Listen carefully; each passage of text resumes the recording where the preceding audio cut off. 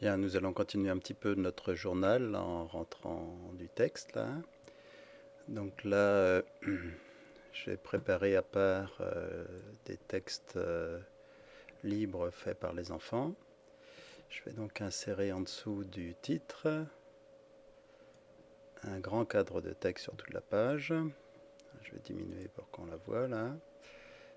Voilà, je mets ce grand cadre de texte pour mettre les textes libres par exemple.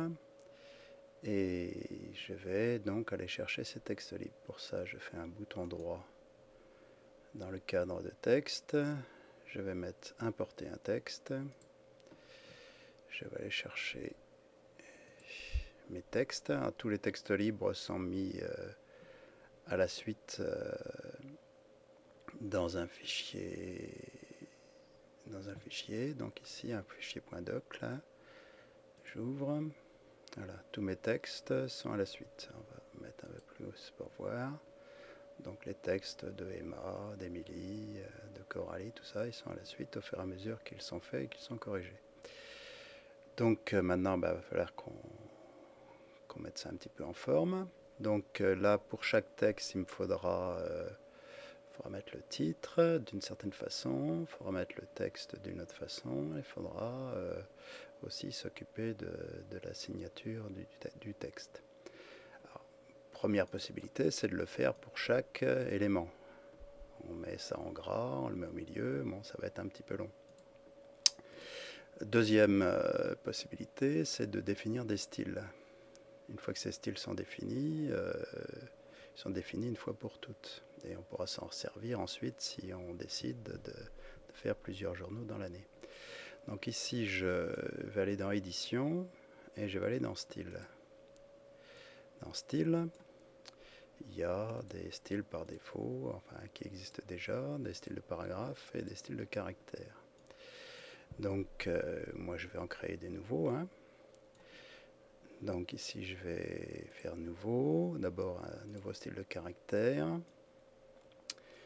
Donc je vais définir trois styles. Le titre, le corps du texte et la signature. Bon, voici le titre. Le titre, on va le mettre, on lui a mis un nom. Alors là on met la police de caractère, je vais garder Arial. Régular, bon, il n'y a pas d'effets spéciaux. Si je veux mettre en gras, etc., ou en italique, je le peux ici. Je vais le mettre en 12 points par 12 points, là, d'accord. Je peux écarter un petit peu, éventuellement. Voilà, donc je vais mettre en 13 points, peut-être. Voilà, pour changer un petit peu par rapport à ce qui était proposé. Voilà, ensuite, deuxième style de caractère, je vais mettre le corps du texte. Le corps du texte, je vais le mettre en 11 points. Je vais le mettre en régular. Voilà. Et puis je vais mettre la signature. Signature. Nouveau. Le caractère signature. Bon, là je vais mettre en 11 points aussi. Mais là je vais peut-être le mettre en italique. Voilà. Alors par contre, il va falloir que je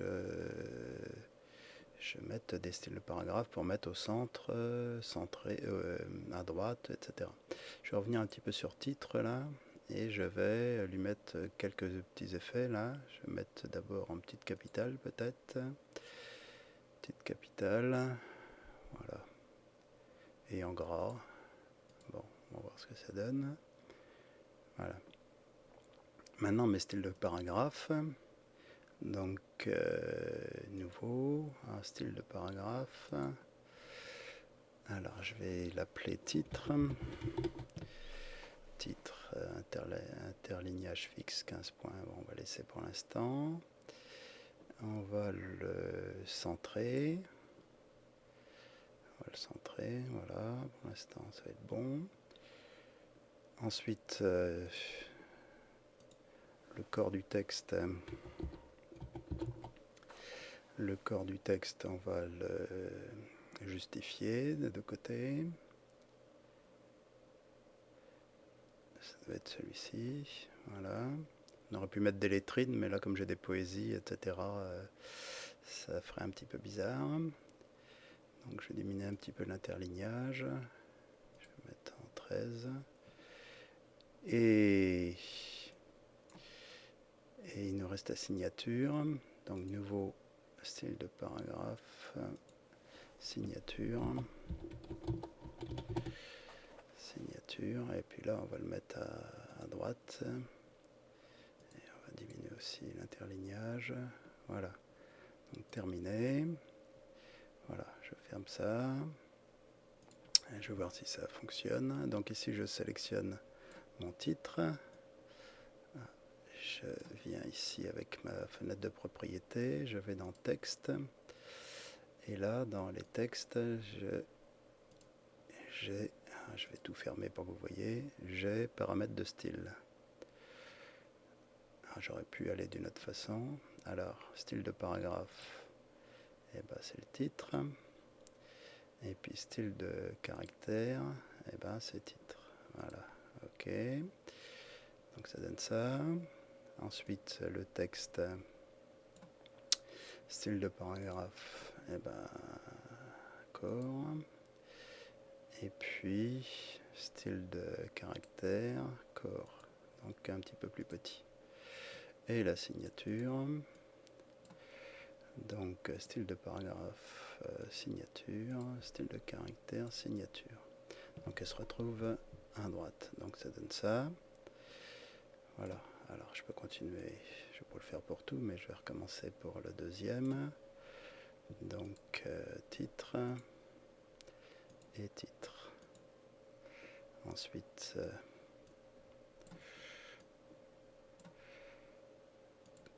corps et corps.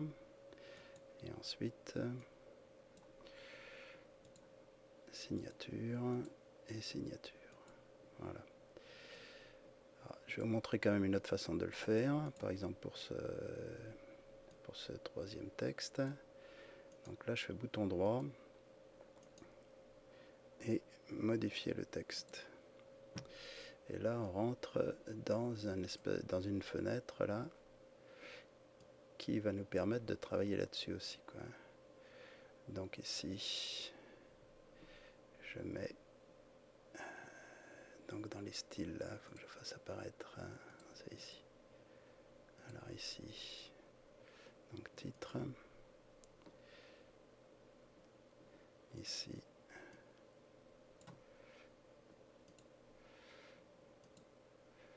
corps et ici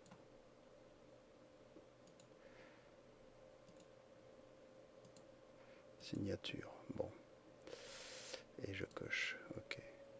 Bon, c'est mieux de travailler avec propriété quand même.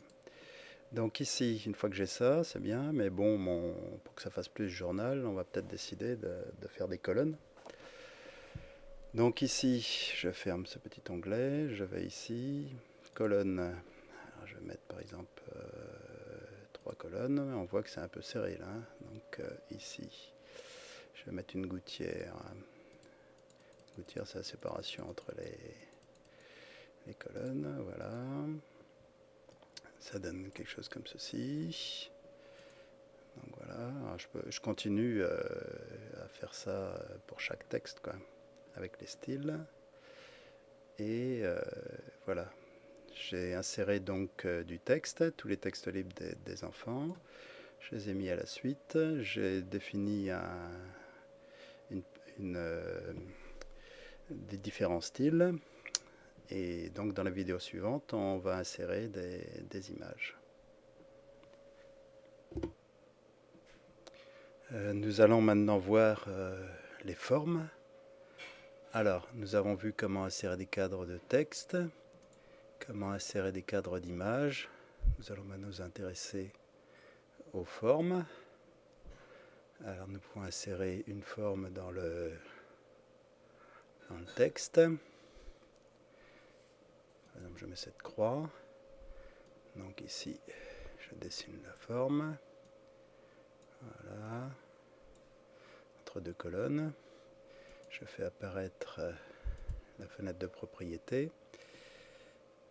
ici je vais mettre de l'habillage, donc utiliser la forme du cadre. Vous voyez que le texte se met autour là. Voilà.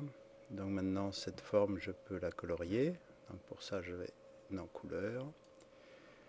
Je prends une couleur, par exemple jaune. Cette couleur qui flash trop, je vais diminuer un petit peu son opacité pour qu'elle soit moins forte. Voilà. Je peux maintenant dessiner d'une autre couleur le bord, le cadre, qui s'appelle le filet. Donc je prends une autre couleur de filet. Donc voilà. Ce filet, je peux changer ses caractéristiques. Donc je peux lui donner une plus grande épaisseur. Je peux lui changer de style, suivant ce que je veux faire. Voilà. Voilà. Bon, j'ai d'autres possibilités, bon, vous verrez. Donc voilà, là j'ai inséré une forme. Voilà. Maintenant, je vais insérer une deuxième forme.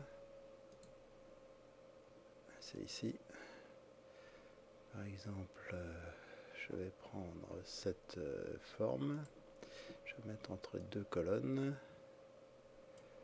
Et dans cette forme, je vais insérer une image. J'aurais pu insérer du texte.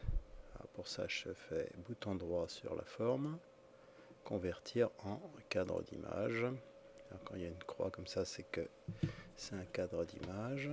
Ensuite, je fais un bouton droit, importer une image. Je choisis une image. Voilà, l'image apparaît. Là, je m'aperçois que l'image n'est pas assez grande pour le cadre de texte. Donc, je vais m'en occuper. D'abord, je vais mettre de l'habillage. Voilà. Ensuite, il faut que j'agrandisse un petit peu cette image, je la décale vers la droite. Donc, je vais dans Images. D'abord, je mets l'image aux dimensions du cadre, si nécessaire, pour vérifier que ce soit bien proportionnel. Ensuite, je vais tricher en mettant mise à l'échelle libre. Là, je vérifie, je vais changer l'échelle, mais d'abord, je vais vérifier que, vous voyez, ces deux chaînes là, ces deux maillons d'une chaîne soient bien reliés, hein, pour que ce qu'on change à l'échelle horizontale s'applique à l'échelle verticale. Donc, j'agrandis. Je vais agrandir mon image jusqu'à ce qu'elle arrive sur le bord. C'est bon. Maintenant, il faut que je décale un peu mon image vers le bas pour voir plus la tête du bonhomme de neige. Donc là, je vais travailler sur l'axe Y. Donc, pour baisser un petit peu cette tête. Voilà. Bon, là, j'arrête parce que je m'aperçois que en fait, je suis trop descendu. Donc, je vais aller dans l'autre sens. Donc, toujours sur l'axe Y. Voilà, jusqu'en haut. Donc, j'ai inséré mon image dans le texte, dans la forme. Alors, j'ai un filet, je peux supprimer le filet. Donc, je mets un filet ultra fin. Bon, c'est pas grave, je vais mettre couleur. Et je vais mettre aucune. Voilà, comme ça, j'ai pas de filet. Voilà. Donc, je vais passer maintenant. J'ai dit qu'on pouvait rajouter du texte dans une forme. On va le faire maintenant. Donc, ici, je prends une autre forme. Je vais par exemple prendre un cercle. Alors je vais le mettre ici. Alors attention, là je fais un déplacement libre, ce qui fait que mon cercle se transforme en ellipse, etc. Si je veux qu'il soit bien un cercle, j'appuie en même temps sur la touche CTRL. Voilà. Donc, mon cercle est dessiné, je le mets entre deux colonnes. Et je vais insérer du texte à l'intérieur. Tout d'abord, bien sûr, je vais utiliser la forme du cadre pour que mon texte se mette autour. Et à l'intérieur, je vais faire un bouton droit, convertir en cadre de texte. Voilà. Maintenant que j'ai un cadre de texte, je peux importer un texte si j'en ai un. Voilà, ajouter un texte en tapant le texte que je veux, modifier le texte. Là, je vais insérer un faux texte. Voilà, donc un faux texte en français, voir ce que ça donne. Très bien, donc j'ai inséré un faux texte, j'ai inséré un texte dans cette forme. Si je la déplace, hein, bon, le texte vient avec quand même. Donc ça ouvre un tas de possibilités. Donc voilà, sur les formes, ce qu'on peut faire un petit peu avec les formes dans Scribus.